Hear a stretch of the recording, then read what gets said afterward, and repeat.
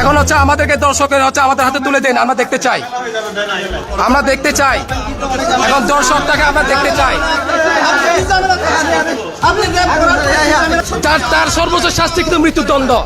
এটা আমরা আইন বাংলাদেশে আইন নাই, আইনের বিচার বিভাগ কোনো কিছুই নাই আমাদের বাংলাদেশে। আমাদের থানচিতে একটা শান্তিপ্রিয় জায়গার মধ্যে যদি এরকম শিকার হয়, আমরা কি চুপ করে থাকবো? আপনাদের থেকে তো যে কেউ দায়িত্ব পাবে এটা মামলা তৈরি করার জন্য, তাই না? ওনার পরিচয় ইন ডিটেলস আমাদের দরকার আছে, আছে না? আছে, অবশ্যই অবশ্যই।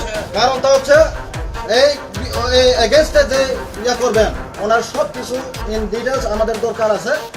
এই বিচার প্রক্রিয়া যদি দেরি হয় তাহলে কিন্তু ওনারও খবর আছে। মামলা এটা রাখবেন। থানচির ওই আগে 15 বছরের থানচির ছেলে পেলে মনে করবেন না। আমরা তো সহজে ছেড়ে দেবো না রে ভাই।